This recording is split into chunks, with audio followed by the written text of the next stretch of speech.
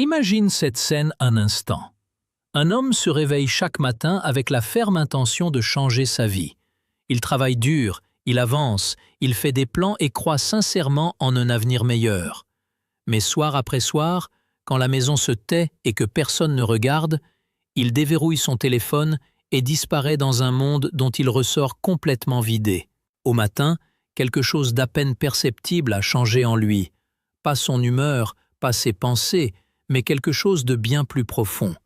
Quelque chose qui ne peut pas être capturé en un seul mot, mais qui se manifeste de façon indéniable dans sa voix, dans sa façon de se tenir, dans la manière dont les autres réagissent à sa présence. C'est précisément ce mécanisme, invisible mais steadily destructeur, dont nous allons parler ici. La plupart des gens, quand ils cherchent à expliquer leur stagnation financière, regardent vers l'extérieur. Ils parlent de l'économie, d'un système injuste, d'un manque de capital de départ ou des bonnes relations. Ces explications sont pratiques, parce qu'elles déplacent la responsabilité personnelle ailleurs. Mais la sagesse bouddhiste ancienne, préservée dans les enseignements du Dhammapada et dans les études profondes sur la nature de l'esprit, pointe dans une direction entièrement différente. Elle dit que la racine de la plupart des échecs dans la vie ne se trouve pas dans les circonstances extérieures, mais dans la façon dont une personne dépense son énergie intérieure. Cette force même que la tradition bouddhiste appelle force vitale ou prana. Et la première façon, la plus répandue et la moins reconnue, dont cette énergie se gaspille, est à travers la consommation d'images impures. L'enseignement bouddhiste le dit directement, l'attention est le début de toute action. Ce vers quoi une personne dirige son regard et son esprit nourri, soit sa lumière intérieure, soit l'éteint méthodiquement. Ce n'est pas une métaphore ni une abstraction religieuse, c'est une description précise d'un mécanisme psychophysiologique que la science moderne confirme avec une exactitude frappante. Quand une personne consomme du contenu visuel conçu pour déclencher une excitation sans but ni direction, le cerveau libère une massive dose de dopamine, le même neurotransmetteur activé par les drogues dures. Le système nerveux entre dans un état d'excitation artificielle, la force vitale s'active et se disperse immédiatement dans le vide, ne créant rien, ne se dirigeant vers aucun objectif, ne servant aucune intention réelle. C'est précisément là qu'intervient le concept bouddhiste de l'énergie et de l'intention. Selon cet enseignement, l'univers est structuré de telle sorte que l'abondance se déplace constamment vers chaque personne. Elle ne punit pas. Elle ne passe personne. Elle cherche un chemin vers toi chaque jour. Mais si le vase intérieur d'une personne est endommagé, cette énergie entre par le haut et fuit immédiatement par le bas, ne laissant aucune trace, aucun fruit, rien. La personne travaille dur, s'efforce d'aller vers quelque chose de meilleur, fait de vrais efforts, et reste toujours au même endroit, incapable de comprendre où disparaissent tous ses efforts. Les images impures sont l'une des principales raisons de cette fuite, et l'une que la plupart des hommes ne prennent pas au sérieux précisément parce qu'elle se produit dans l'obscurité et semble anodine. Mais les conséquences sont tout sauf anodines. Elles apparaissent dans des choses difficiles à mesurer mais faciles à ressentir. Dans la façon dont un homme se tient lors d'une négociation, dans le fait que les gens entendent réellement ce qu'il dit, dans le fait qu'il dégage un sentiment de force intérieure ou de vide intérieur. Il y avait un homme, appelons-le Élie, qui passa des années sans comprendre pourquoi ses affaires tombaient à l'eau au moment précis où tout semblait déjà conclu. Le talent était là, la vision était claire, la stratégie était solide, mais chaque nuit, il vidait méthodiquement ce réservoir d'énergie dont sont tirés le magnétisme, la confiance et la capacité de persuader. Quand il prit la décision d'abandonner cette habitude pendant 40 jours, sans exception, sans compromis, quelque chose se produisit qu'il décrivit lui-même comme impossible à expliquer. Sa présence dans les salles de réunion devint différente. Les gens commencèrent à l'écouter d'une façon qu'ils n'avaient jamais eue auparavant. En 2 mois, il signa 3 contrats majeurs, non pas parce que le marché avait changé, mais parce qu'il avait cessé de détruire ses propres fondations chaque nuit. Résoudre ce problème ne demande pas de la volonté au sens conventionnel du terme. Cela demande une compréhension lucide de ce qui est réellement en jeu. Il ne s'agit pas de morale au sens étroit, il s'agit d'économie énergétique. Un bâtisseur ne brûle pas son carburant pour rien parce qu'il comprend que cette ressource est limitée et que chaque unité doit aller vers la création de quelque chose de réel. Bloquer l'accès aux sources d'images impures, supprimer les applications qui les permettent, construire un environnement qui ne pousse pas constamment vers la rechute, rien de tout cela n'est une faiblesse. Rien de tout cela n'est une restriction pour le principe de la restriction. C'est la décision délibérée d'un homme qui connaît sa propre valeur et sait exactement où il va. Cette raison de fuite énergétique peut être éliminée, et beaucoup de ceux qui ont franchi ce pas décrivent les premières semaines comme une clarification soudaine, comme si un brouillard se levait que tu avais cessé de remarquer uniquement parce qu'il était là depuis si longtemps. Mais la raison suivante est construite différemment. Elle n'a rien à voir avec ce qu'un homme regarde, elle a tout à voir avec ce qu'il fait dans la solitude. Et c'est précisément cela que les enseignants bouddhistes ont appelé l'acte le plus dévastateur de vol contre soi-même qu'un homme commet, volontairement, répétitivement et presque jamais avec la moindre conscience de la véritable ampleur de ce qu'il perd. Il y a une perte dont personne ne parle à voix haute, non pas parce qu'elle est insignifiante, mais parce qu'elle est devenue si profondément ancrée dans la vie quotidienne de l'homme moderne qu'elle a depuis longtemps cessé de ressembler à une perte.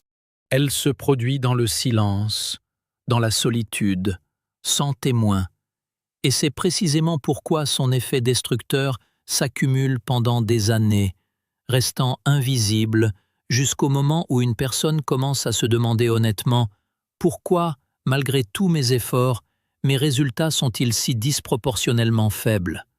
Pourquoi ai-je de l'énergie le matin et où disparaît-elle complètement le soir? Pourquoi les grands plans nés dans les moments d'inspiration ne reçoivent-ils jamais l'élan dont ils ont besoin pour devenir réels? La tradition bouddhiste a pointé vers la même réponse avec une remarquable constance pendant des millénaires. La force vitale d'une personne, ce prana dont il a été question précédemment, n'est pas une ressource infinie qui se renouvelle automatiquement. Elle s'accumule, se concentre et quand elle est bien gérée, se transforme en ce qu'on pourrait appeler magnétisme intérieur, la capacité d'attirer les bonnes personnes, de voir les bonnes solutions, d'agir depuis un état de clarté plutôt que d'anxiété. Mais cette même force peut se disperser, et l'un de ses principaux canaux de dissipation est le gaspillage inconscient et sans intention de l'essence masculine. Les enseignants bouddhistes, en particulier au sein de la tradition bouddhiste tantrique et des écoles qui travaillent avec les pratiques de préservation de l'énergie, décrivaient ce processus avec une précision qui n'a pas pris une ride. Ils utilisaient l'image de l'arc et de la flèche. La force vitale est comme une corde d'arc tendue. Plus elle est maintenue en tension, plus une personne gère consciemment ce potentiel, plus loin et plus précisément volera la flèche de ses intentions, dans le travail, dans la créativité, dans la construction de résultats réels. Mais si la corde est relâchée, chaque fois que la tension devient inconfortable, la flèche tombe à tes pieds. Et l'homme se retrouve au même endroit, tend l'arc à nouveau, relâche à nouveau, et ne comprend sincèrement pas pourquoi l'objectif reste hors de portée. Il est important d'être clair. Il ne s'agit pas d'ascétisme pour l'ascétisme, ni de supprimer des impulsions naturelles par peur ou par culpabilité. L'approche bouddhiste est fondamentalement différente d'une simple interdiction. Elle parle de toute autre chose, de la conscience, de la direction, d'investir l'énergie là où elle crée de la valeur, plutôt que de se dissoudre dans un soulagement momentané.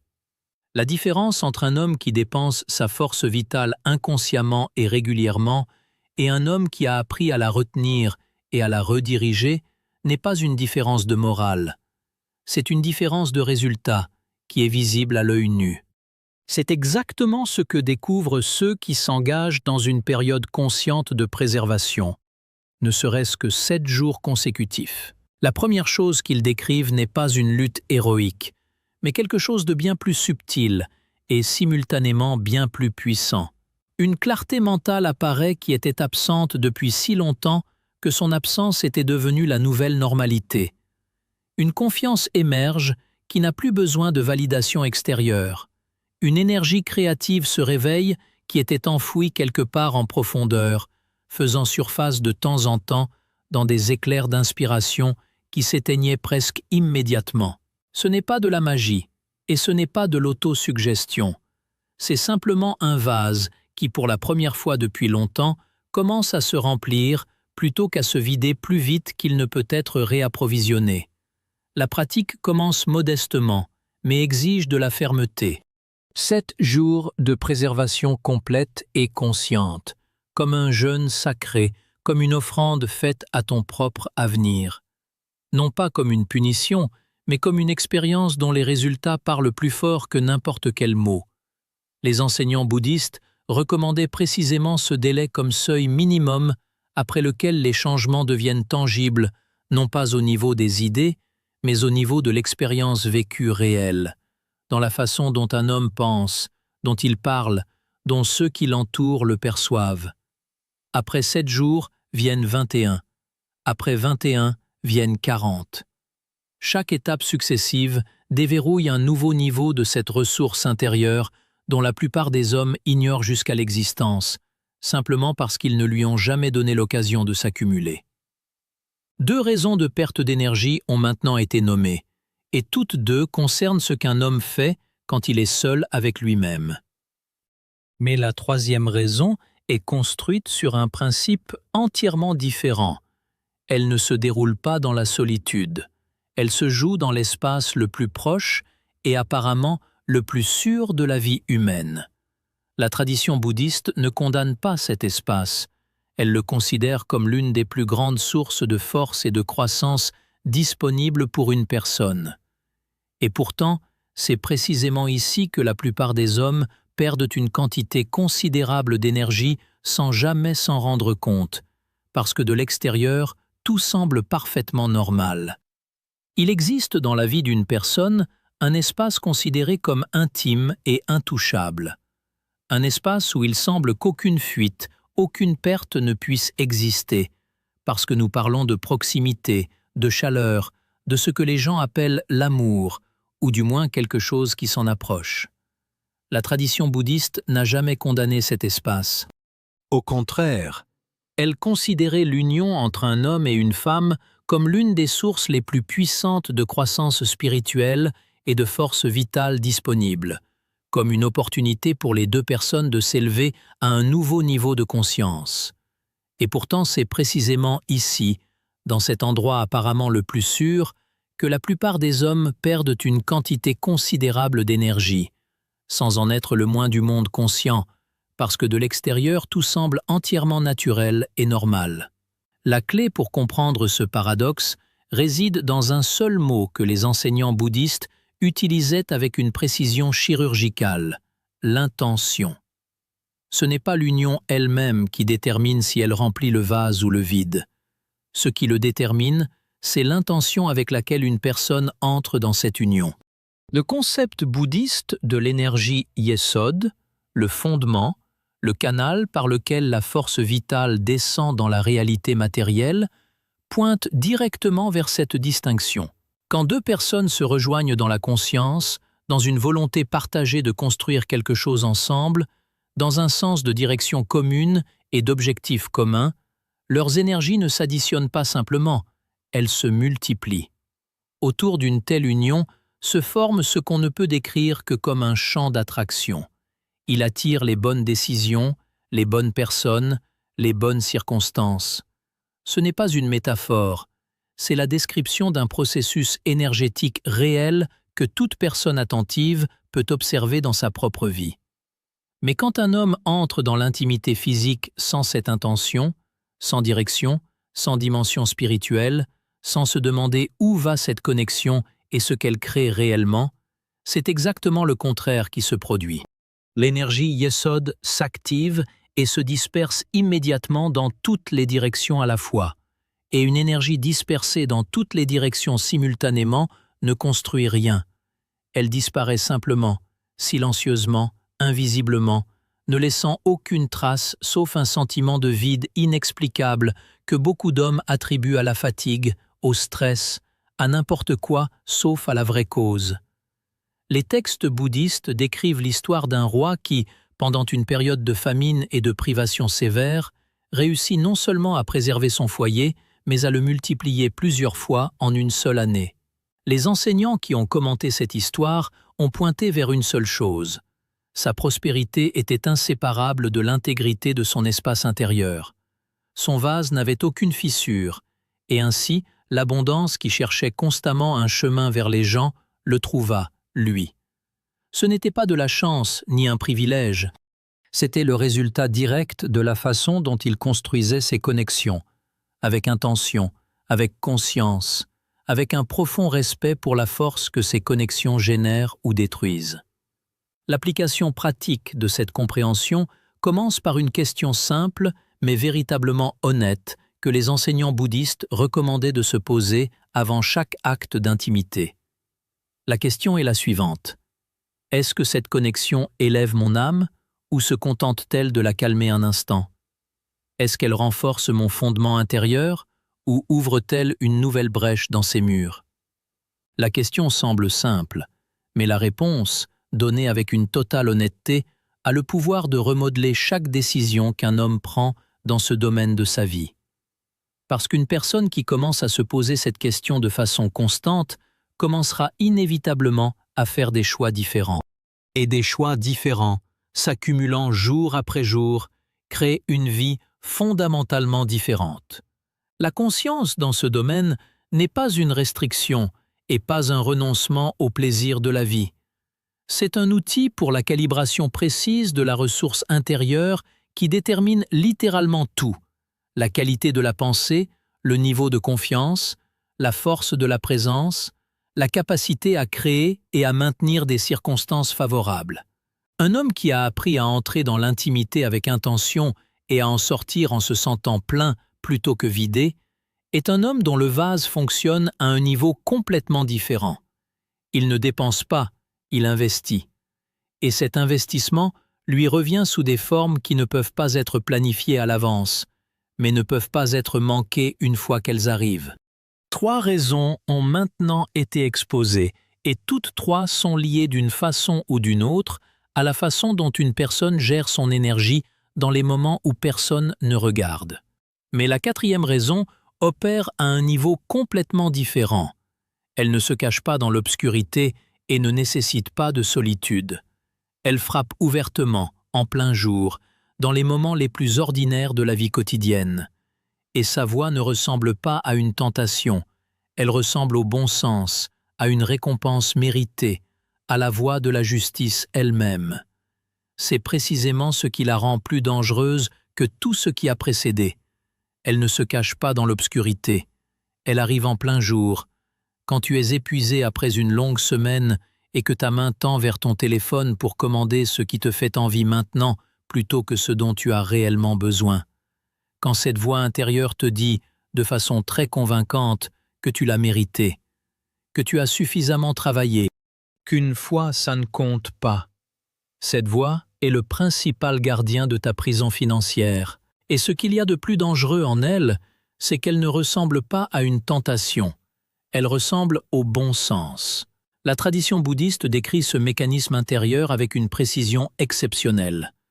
Dans les textes palis du Tipitaka, il est désigné par un concept qui peut se traduire par obscurcissement de l'esprit, une tendance profondément enracinée de la conscience à chercher un soulagement immédiat à tout prix, à éviter l'inconfort par tous les moyens disponibles, et à toujours choisir ce qui fait du bien maintenant au détriment de ce qui crée une valeur réelle demain. Ce n'est pas un défaut de caractère, c'est le réglage par défaut du cerveau humain, façonné par des millions d'années d'évolution. Un réglage qui aidait nos ancêtres à survivre dans le monde ancien, mais qui, dans un monde moderne, avec ses sources infinies de plaisir immédiat, devient l'un des principaux mécanismes d'autodestruction.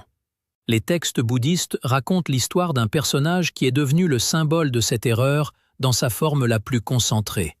Fort, capable et déterminé, il avait tout ce qu'il fallait pour construire quelque chose de vraiment grand. Mais en un seul instant de faiblesse face à un désir immédiat, il échangea tout son avenir, tout son potentiel, toute sa destinée royale, contre un bol de soupe aux lentilles. Une décision impulsive, un moment où la voie du plaisir immédiat fut plus forte que la voie de la vision à long terme. Les enseignants appelèrent ce moment l'essence de la tragédie humaine, non pas parce que l'homme était mauvais, mais parce qu'il n'était pas suffisamment présent dans le moment critique du choix. La différence entre un homme qui passe toute sa vie là où il a commencé et un homme qui construit quelque chose de réel n'est pas déterminée par l'intelligence, le capital de départ ou la chance. Elle est déterminée par une seule qualité, la capacité à différer la gratification, la capacité à dire non au moment pour pouvoir dire oui à l'avenir. C'est une compétence qui se développe consciemment, de façon constante, et qui finit par devenir une seconde nature, mais seulement quand une personne comprend exactement contre quoi elle construit une défense. Le monde moderne est structuré de telle sorte que les attaques contre cette capacité se produisent littéralement chaque minute. Les algorithmes des réseaux sociaux, la conception des plateformes de streaming, l'architecture des boutiques en ligne, tout cela est construit dans un seul but, rendre le plaisir immédiat aussi accessible et aussi irrésistible que possible. Collectivement, ces interactions façonnent une habitude cérébrale qui se répand dans tous les domaines de la vie, y compris les décisions financières et la volonté d'investir des efforts dans quelque chose qui ne portera pas ses fruits aujourd'hui, mais dans un an. Une personne habituée à une récompense immédiate dans les petites choses perd progressivement la capacité à tenir la tension d'un chemin à long terme. Et cette tension est le seul pont entre là où il est maintenant et là où il veut être. Les enseignants bouddhistes proposaient un outil d'une simplicité désarmante. Chaque fois que l'impulsion de la gratification immédiate se manifeste, arrête-toi. Prends 3 respirations profondes et conscientes et dis ces mots à voix haute. Je choisis mon avenir. Ces 3 mots sont une encre qui rappelle à ton système nerveux qui tu es vraiment et dans quelle direction tu te déplaces. Pratique cela pendant 21 jours consécutifs et tu ne reconnaîtras plus l'homme que tu étais avant. 4 raisons ont maintenant été nommées et chacune opère à son propre niveau, dans son propre espace, à sa propre façon. Mais la 5e, la dernière et la plus sournoise de toutes, ne nécessite ni obscurité, ni solitude, ni impulsion physique. Elle opère en pleine lumière du jour, complètement au grand jour, et la plupart des gens non seulement ne se défendent pas contre elle, ils sont sincèrement convaincus que ce qu'elle fait à leur énergie est de la motivation. C'est précisément là que réside son piège mortel. Elle n'exige pas l'obscurité. Elle opère complètement au grand jour, dans les moments les plus ordinaires, quand tu fais simplement défiler ton fil d'actualité, regarde le succès de quelqu'un d'autre et te dis que ça te motive à continuer. C'est précisément là que réside son piège principal. Une personne est sincèrement convaincue que regarder les réalisations des autres charge son énergie. En réalité, c'est exactement le contraire qui se produit, et comprendre cela pleinement signifie changer de façon permanente ta relation à l'endroit où ton regard est dirigé chaque jour. La tradition bouddhiste considérait l'envie et la comparaison de soi aux autres comme l'un des états d'esprit les plus destructeurs, non pas d'un point de vue moral, mais énergétique. Le mot pali « issa » décrit un état dans lequel une personne ouvre volontairement dans son vase intérieur une fuite comparable en ampleur à toutes les raisons précédentes réunies. À la racine de l'envie se trouve une croyance fondamentale que la personne diffuse vers l'extérieur chaque fois qu'elle regarde le succès de quelqu'un d'autre et ressent cette piqûre caractéristique à l'intérieur. Cette croyance dit « Ce que j'ai ne suffit pas.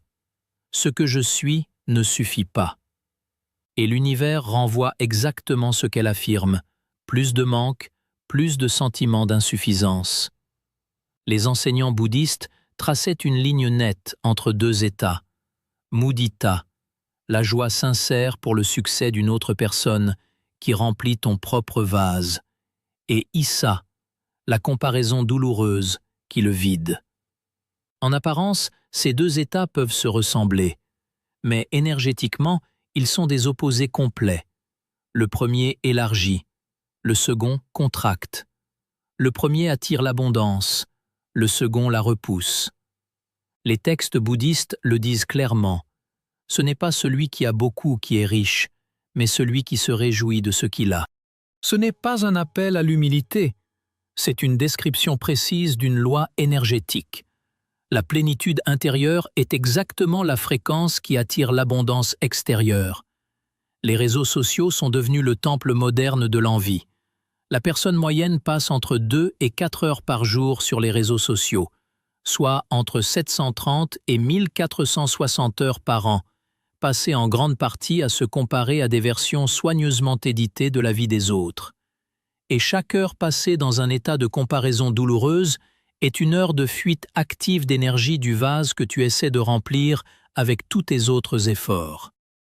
Le sage ne construisit pas sa grandeur en regardant ce que possédaient les autres. Il garda son regard sur sa propre vigne. Et c'est sa vigne qui prospéra. La solution est radicale dans sa simplicité. Pendant 30 jours, réduis ton utilisation des réseaux sociaux à 20 minutes par jour maximum. Et chaque matin, avant de toucher ton téléphone, pose tes 2 mains sur ta poitrine et dis à voix haute « Ma fondation est intacte, mon vase se remplit, mon avenir se construit en ce moment même. » 5 raisons ont été nommées, 5 mécanismes de fuite ont été décrits. Et maintenant que le tableau complet est là, une chose devient évidente. Toutes les 5 n'opèrent que dans l'obscurité de l'inconscience. La lumière de la compréhension dirigée vers chacune d'elles est déjà le premier pas vers la guérison du vase. Si ce qui a été dit dans cette vidéo a trouvé quelque chose de réel en toi, écris en commentaire laquelle des 5 raisons t'a semblé la plus inattendue. Celle que tu as reconnue comme étant la tienne. Ce sont ces commentaires qui aident cette vidéo à atteindre les personnes qui en ce moment donnent tout ce qu'elles ont et restent pourtant au même endroit sans savoir pourquoi. Si tu décides d'appliquer ne serait-ce qu'une de ces pratiques, reviens et partage ce qui a changé. Dans ta clarté, dans ton énergie, dans la façon dont les circonstances autour de toi commencent à évoluer. Abonne-toi et active les notifications. Chaque semaine, une nouvelle connaissance apparaît ici, celle qui change non pas les perspectives, mais les vies réelles. Tu es déjà là. Ce n'est pas un hasard. Continue d'avancer.